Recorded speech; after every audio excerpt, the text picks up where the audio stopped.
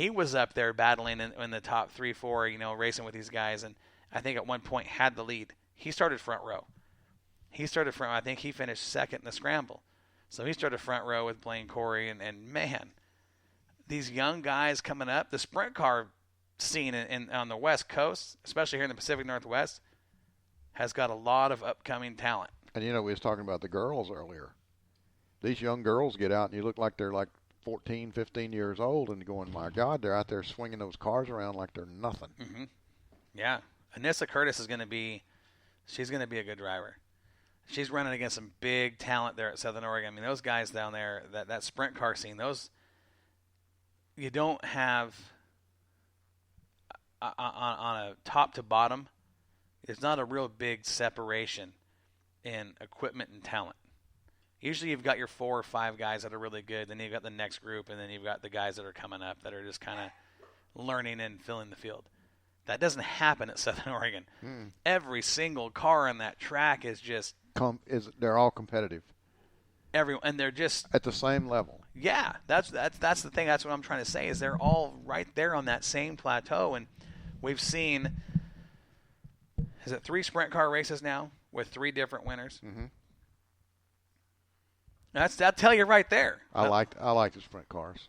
I know you're a sprint car guy. You're a sprint car guy. And I noticed when I was filming the sprint cars, I could keep all the cars in the viewfinder at all times. yeah. They just kept switching positions. Right. Yep. Right. A lot of times you'll get them, everybody all spread out at the other sprint shows that I've seen, and this didn't happen there. They're all right there. This is what I like about the sprints at Southern Oregon. You don't see a single file follow the leader. What's that? Right. Yeah. It's exciting. Well, and where the drone sits too, I'm usually about 50 feet, and I can see turns 1 and 2. And a lot of times on the, the late models and stuff, I'll swing through 1 and 2, and then I'll come back and catch the other guys coming. It just spins. These guys are all right there. And yeah. It's just around and around and around and around. There's no, they're not spread out. They're right there. There's no follow, like you said, there's no follow the leader. There's not. There is not follow the leader sprint car racing at Southern Oregon Speedway. If you're going to follow the leader, guess what? You're going to get left. Yeah. You're going to get left. But there's nobody there that wants to be left. So they're all up there in that one wad, trading spaces back and forth, but they're all fast. It's like they all clone their equipment and they're all running exactly the same thing. I mean, in a sense, that's almost, it's that close. It's like IROC for sprint cars on dirt. Yeah. I mean, that's kind of what we're watching. It's a fun field of cars to watch. Some of my notes here, I do have that Blaine Corey was the only car in the 12-second bracket. And like I said, he got down in, I want to say it was 12.312 is what I believe the lap time was on the system. That is flying around that racetrack. I mean, that is flat moving. So I want to congratulate our winners, Mike Wheeler, Trent Elliott, Jesse Bailey in the modifieds, Jordan Broughton in the sport mods, Dean Cass in the hard tops, Austin Hedges in the Bobbio Pizza mini stocks. We had the Joe Lab Hornet winner, Dylan Sauer. Again, almost 100 cars, 92 cars. And I don't think there was 92 empty seats in the stands. No, it was full.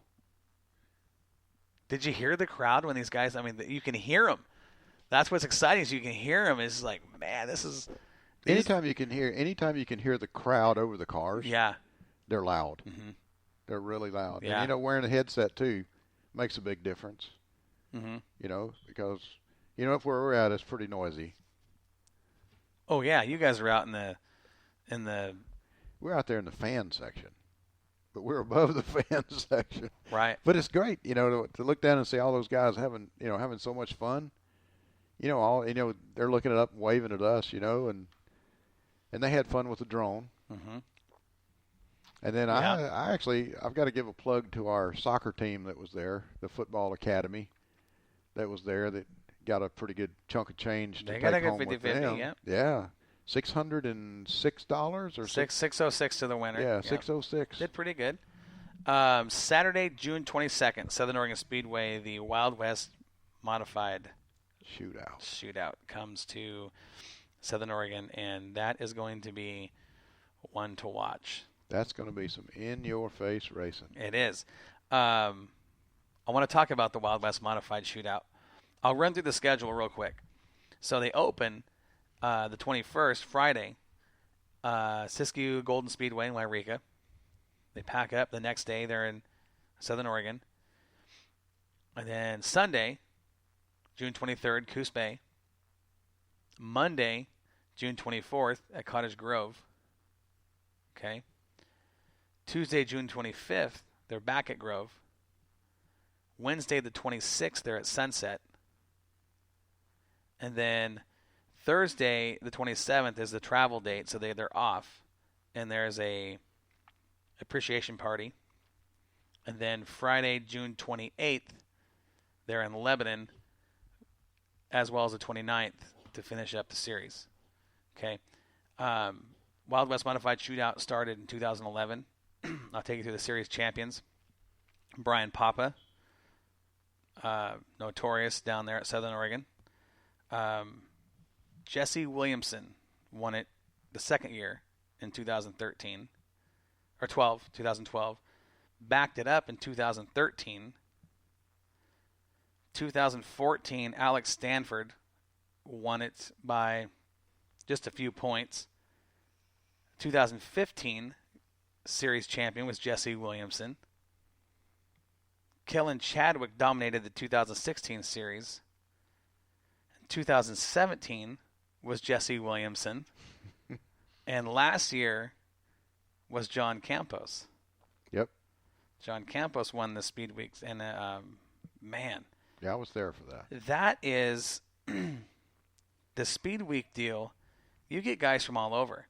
Not just Oregon, Washington, California. You get them from, I know they come from Canada. Yeah, we've had winners at Speedweek from Canada. We've had them from Colorado, North and South Dakota, Arizona. Australia. I mean, was there one? I think there was one from Australia. It might have been. I can't remember. I can't say that for sure, but I know sprint cars, we get some of those guys. The Speed Week for the modifieds is... Maybe the driver was from Australia. I don't remember. Could have been. Modified Speed Week is something, when you watch it, this is one you don't bet on. Even if you're betting quarters in the stands as a fan, you just don't bet on it because... Anything can happen. Well, the talent pool in this series every year gets bigger and better. Bigger and better. And I'm talking from veterans to the young guys coming up. This is bad news. This is fast company that's coming up. And Dave, you've only been around the Speed Weeks, I think, with the last couple of years, right? Right. Okay. This year, when you're at Southern Oregon, Saturday night, and you watch this race come through, you better have that brand new tripod ready to go because you're going to be a busy man on that camera. It is action from front to back. Wide open, start to finish. And given the way that Southern Oregon Speedway is configured with the banking and the size and the shape, it's going to be it's notoriously one of the better tracks on the series. It keeps guys. It's fast enough. It's big enough to be fast, but the way it races, you don't see a lot of guys get out and start lapping people. I mean, it's again much like what we saw with, with the sprint cars and then the sport mods. It's big enough to be fast, but fast enough to be big. That's right. I just thought of that. I like it. Good tagline. And that's a good tagline right there. There you go. I am excited to see these guys in action Saturday night. It's we've got the Wild West Modified Shootout Series coming. We've got the sport mods on the card, and we've got the dwarf cars this Saturday. So 3 classes. The format is a little different as opposed to regular IMCA format, where each group of cars, like each heat race, say you're in heat race number 1 and you're on the pole, and you come out and get the green flag, you run that heat race. Your group leaves the track, you cycle through, you come back out for a second heat race, and you're going to start outside back row, full invert. Then it works off points. And we're at what feature, and to get your way into the feature, just getting your way into the feature is a win. Yeah. to win the feature against this deal and to do it, I mean, if you really want to talk about. Does it go the same way that those guys, went back east last year? It works the same way, correct? No. No, it's different. No, this is not an IMCA. It's not a regular IMCA format. Okay. I've got the all-time IMCA Wild West Modified Shootout win list. Okay. Who is the win list leader? Who's got more wins on the Wild West Modified Shootout Series than anybody else? Williamson. Jesse Williamson. He's got 12 wins. 12 wins. Now, to get a win against this series, in this series with this talent, to get a win, you're doing well. To have 12, Jesse Williamson is one of those guys, when he unloads, you don't bet on him. We've all seen that. All of us here at this table have all seen Jesse, and we know how fast that 5W is. You never bet against that dude. But at the same time, you don't bet against anybody that unloads on this win list. Nope. Okay, let me read you through the win list. Jesse Williamson has 12. Second on the all-time win list is Alex Stanford, and he's got 6. Third, 2 drivers are tied. Kellen Chadwick in that 83 car, and Brian Papa. Both of them former champions. They each have 4 wins. We've got 3 drivers that each have 3 wins. Those drivers, listen to these names: Ethan Dotson, Nick Trenchard, and Colin Weinbarger. Okay, again, there's not one of those guys you bet against. Nope. Ethan Dotson now, he's one of the best out of California.